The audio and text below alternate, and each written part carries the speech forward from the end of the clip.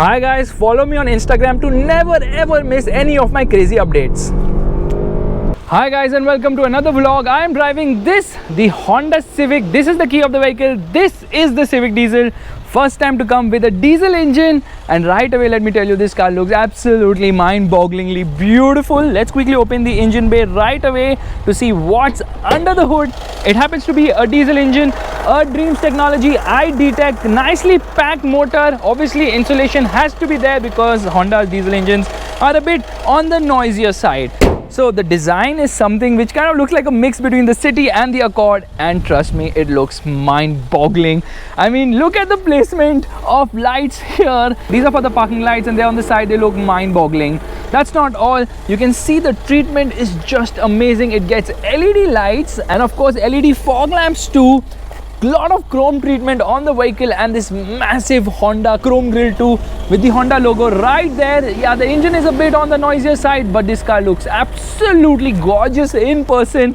I mean, you have to look at the new 10th generation Civic in person to really judge its character in terms of appearance. And you can see air vents placed right there. The wheels are also large, but the profile size is low. So this car runs on 215/50 17 inches. I like the design of the alloy wheels, dual tone treatment given right there, and from the side it is just endless in length. In fact, the length of this vehicle is almost 4.7 meters long. That's a lot.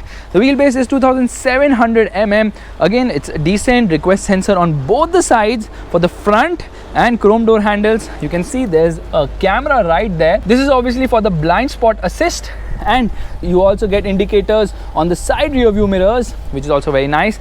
Chrome lining around the mirrors. It's sort of a coupe like design. You can see it kind of slopes. It looks very similar to the Jaguar XJ, which I was driving recently. So in terms of design, Honda has absolutely nailed it. Now, boomerang shaped tail lights, they also look beautiful, but this should have been LED. That would have been nice. Obviously the light is LED. Looks really very good. Civic written right there. There's a reverse parking camera, 4 reverse parking sensors, 2 black treatment along with this for the reflector. Again, chrome lining right there. So in terms of design, Honda has absolutely nailed it. Now this is the diesel ZX, and I can go on and on about the design. You get a shark fin antenna right there too. Even the mud flaps are body colored. So let me show you the vehicle from the side. Does it fit in the frame? I don't know. Let me turn on my phone to check that. Yeah, the car is in the frame. Pardon me for giving you a little bit of a fisheye appearance, but Honda will sell this car mainly for its looks because it just looks gorgeous.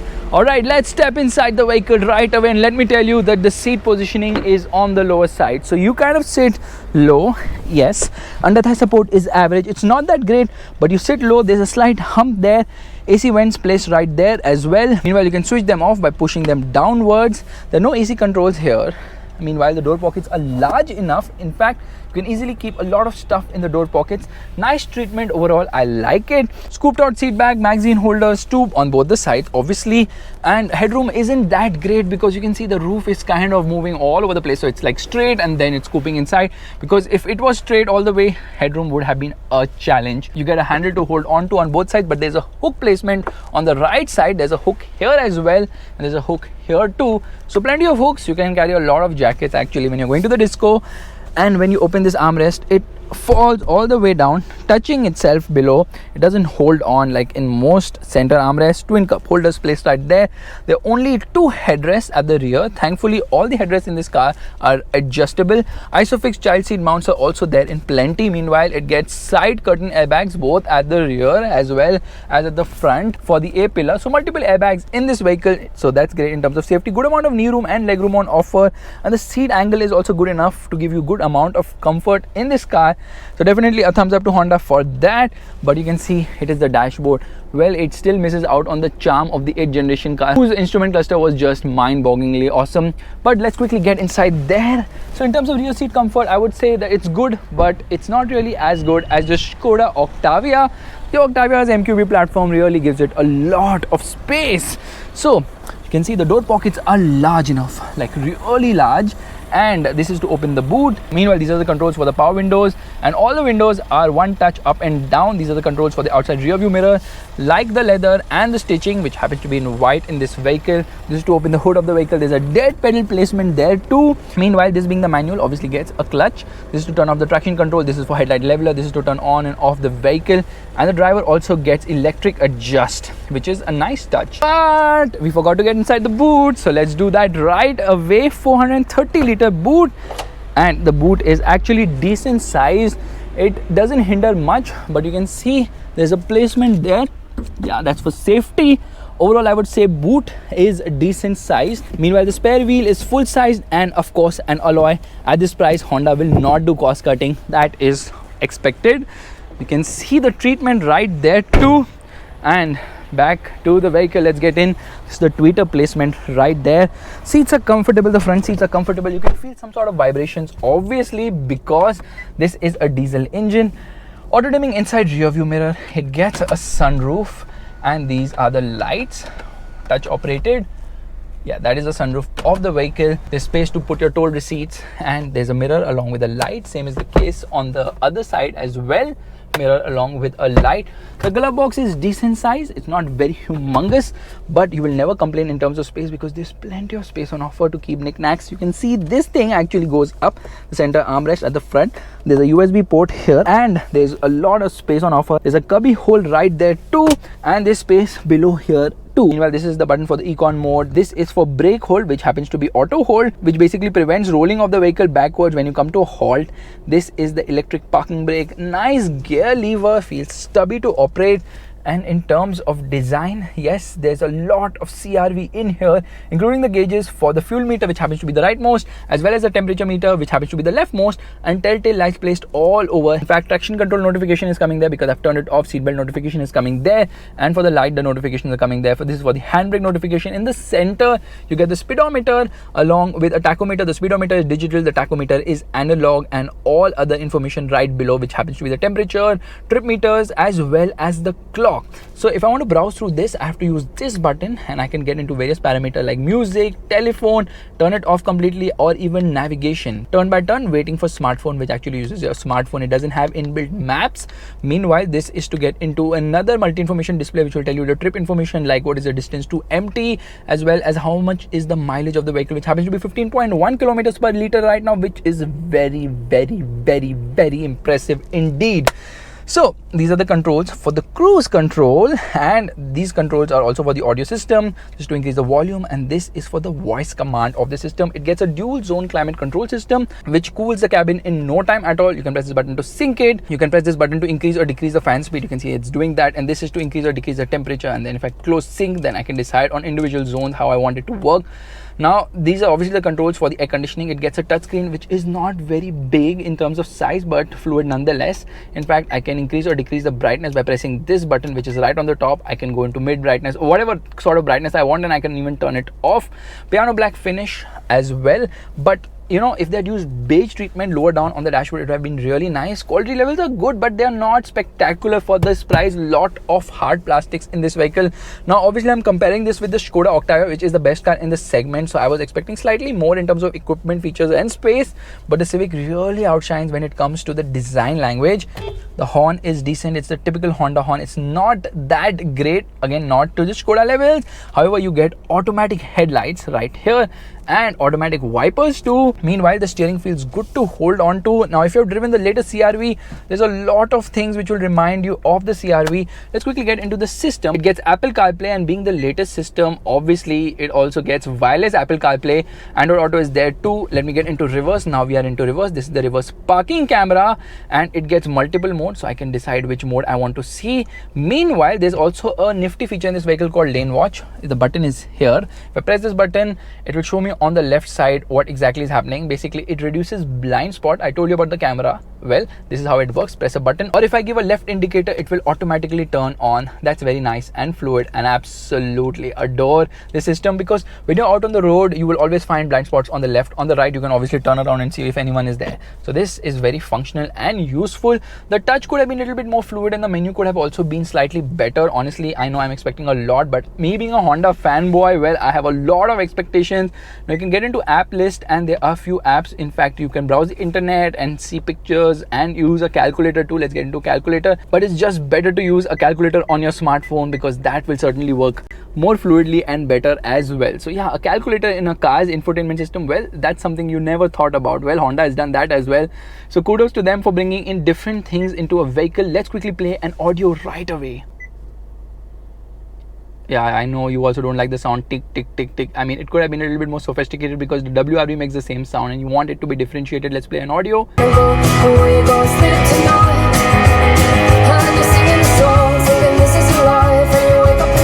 Audio quality is good. In fact, it gives a good audio experience. Let's quickly use the wipers. They work well too. Lot of spray on the glass and there you go. Absolutely clean in no time at all. So this traction control is not really traction control. Honda calls it something else. So let me turn it on right now and it says vehicle stability assist on, and I can turn it off as well. I need to keep that button pressed and there, vehicle stability assist off. So in terms of safety features and equipment, well, it is generously loaded, although you do expect a lot more because the Civic is an absolute legend the world over, and in the Indian market also people love this vehicle a lot. Quality levels, yeah, like I told you, it's good. It could have been better. Love the stitching on the steering wheel. Just look at this beautiful stitching. In fact, you know, proper placement for your thumbs too. Honestly, you guys want me to drive it, but before that, let me show you a couple of more things. So if I open the door, it will tell me exactly which door is open of this vehicle, and yes, it's a slight effort getting in and out of the vehicle. Now this thing doesn't come as standard. It's just for the drive event where there's a sort of a top box refrigerator with water and Coke and Pringles and whatever. Do not expect this to be part of the package, although I mean, I can just keep looking at it all day long. That's how good it is. Well, anyways, let's get driving right away because I cannot hold my excitement of driving this beautiful looking vehicle. Let's belt up and let's get going right away. By the way, it also gets safety reminders for the seat belts as well as a beep at 80 km per hour because all new cars meet this regulation. Let's get going. Before we get going, I have to show you the cluster. When you hit startup, this is how it looks. Look at that. Okay, it's a nice way of startup. Looks really very cool the way the tachometer is formed. Meanwhile, like I told you earlier, there's one USB port for the rear which happens to be inconveniently placed right there. Meanwhile, over here below you can see there's a USB port along with an HDMI, and there's a 12-volt charging socket behind as well that's hidden. So below right here is also storage space. Meanwhile, there's a gap right there, so you can actually remove the wire from there. Now this car gets a 7-inch instrument cluster, digital cluster, which is divided. This is again a 7-inch infotainment system, which is a touchscreen. It gets 6 airbags and it gets an 8-way adjustable power driver seat. Meanwhile, it also gets a function wherein you can turn on the car from the remote, but that feature is not there on the diesel because diesel is obviously using combustion, not sparks, and petrol uses sparks. That's the reason the petrol model does have that. So before we get going, turning off econ mode, turning off traction control, which in Honda speak isn't traction control, it is vehicle stability assist, and air conditioning off as well. We are all set to go. First gear, revving the motor, revs till 3000 rpm and off we go. That is the amount of wheel spin on offer, and this motor actually offers good amount of performance in spite of the underwhelming numbers on offer. So this is a 1.6 liter diesel engine which produces 120 horsepower. Meanwhile, the torque output is 300 newton meters at 2000 rpm. Turbo lag is very well contained. Drivability is excellent from this engine. There's good amount of performance on the highway as well, which makes it very impressive an engine. Yes, it doesn't have the same amount of performance as the Octavia, but then again, when you compare it with the Elantra, it is on par. Although I have to say that this car produces lesser power than a car from a segment below, which by the way happens to be the Hyundai Verna, which produces 126 horsepower, and this car produces 120. So yeah, it is down on power compared to a segment below, but then the Elantra also shares the same engine. The real competition actually comes from the Elantra for this vehicle, and also the Corolla, and the Corolla really doesn't have much power or torque to offer either in the diesel engine. So Honda's diesel engine is actually say on par with its Asian rivals, but when you compare it with the Skoda Octavia, it just feels very lacking because it doesn't have the same level of performance or NVH either. The motor does feel noisy. It is refined when you consider the 1.5 liter diesel engine from Honda, but when you consider the fact that the Skoda Octavia is extremely refined, so is the Elantra's engine, then you wonder why Honda did not make it more refined. However, the mileage, the fuel economy is absolutely sensational. And when I say sensational, the fuel economy is as sensational as the wheel spin it offers, which happens to be an ARAI rated 26.8 kilometers per litre. How is that possible? Well, a lot of changes have been done. Now this motor obviously uses low friction parts. Meanwhile, the tires are also low resistance. These are ones from Yokohama. The tires are actually silent because the tire noise isn't felt much inside the cabin. However, honestly, the engine makes a lot of noise and the engine can be heard at all given times. Overall performance, I would say, is good because 0 to 100 kilometers per hour should take around 11 seconds. Meanwhile, in the real world, you should get a fuel economy of around 17 to 18 kilometers per litre. That coupled with the fact that it has a 47 litre fuel tank means that overall range is also very good on this vehicle. It's underpinned by Honda's 3 platform. I don't know, they call it the 3 platform, and that also underpins other Honda cars, mainly the CR-V as well as the Accord. It is a very impressive car around the corners. The suspension is on the stiffer side. They have actually raised the ground clearance for Indian conditions, 20 mm at the front, 15 mm at the rear, and no such problems in terms of going over speed breakers. The ground clearance is 6 mm more than the Honda City at 126 mm. Now those numbers are obviously ARAI certified, wherein they check the ground clearance on laden weight, not on unladen weight. So laden ground clearance should be, I think, around 175 mm or the likes. Into first gear, revving the motor. Yeah, the motor redlines close to 5000 RPM, and by Honda standards, the diesel engine is very impressive. In fact, the ride and handling balance is also very good. This car weighs around 1350 kgs, and you don't feel the weight at all. The steering offers great amount of grip. I mean, it feels very communicative at all given times. Light at low speeds and weighs up brilliantly at high speeds. Body roll is also very well contained, and you can feel that although the steering is light at lower speeds, it does weigh up brilliantly at high speeds. Body roll is very well contained. It feels eager around the corners, and this being a very aerodynamic vehicle feels quite stable at high speeds, and that also helps its fuel economy. Honestly, Honda has hit it out of the park in terms of way this car has been engineered, although I honestly expected more in terms of performance as well as, most importantly, features, because it does miss out on a lot of features which are there on competitor cars. So if I have to talk about the missing features, well, it doesn't get ventilated front seats, it doesn't get a remote at the rear. So yes, certain features would have been much appreciated on this vehicle. Now coming through this corner, you can see, yes, it does feel good around the corners. The ride quality is also very good, a little on the firmer side, but for the most part you can't feel much inside the cabin. Yeah, over bad roads it does thud like this, and suspension noise is also very well contained. So definitely the new Civic is an extremely impressive car. The brakes also offer show footage stopping performance. Yeah, there you go, no problemo. Tell me. You guys hold position, U-turn मार के आ रहा हूँ. See a bad patch of road ahead. Not much of a problem because the Civic does a decent job, although yeah, bad roads do ruffle the vehicle, but for the most part the ride quality is good. The stiffer suspension means that yes, over bad roads you can feel a lot more inside the cabin, but overall NVH is quite impressive. This 6-speed gearbox is a joy to use. The clutch is also on the lighter side. Brakes also offer very sure-footed stopping performance. I mean, the pedal bite is positive. Let me quickly show you. Taking a U-turn is no task at all because the steering is light, and this is the reverse, but still, I mean, it is so impressive at higher speeds. The Civic, it's still a fun to drive car, although I really don't understand why the petrol model doesn't, and I still don't understand why the petrol model doesn't why doesn't it get a manual, because that really robs away the VTEC feeling. How good is the Honda Civic when you compare it to its Asian rivals? It definitely feels better than its Asian rivals, no denying that fact, but compared to the Skoda Octavia, it kind of feels incomplete in certain areas. It could have had more features for sure. It could have had more performance and better refinement as well. So guys, this is my review of the Honda Civic, a car which I feel will be a great upgrade for city owners who want to go from city to a bigger sedan. However, since the market is more oriented towards SUVs, I really can't say how popular the Civic is going to be, although I wish that it sells in such great numbers that we will also get the Civic R. If you like this video, you know what you have to do. Give it a thumbs up, that's the like button, and also subscribe to the channel. I will see you guys in the next video real soon. Bye bye.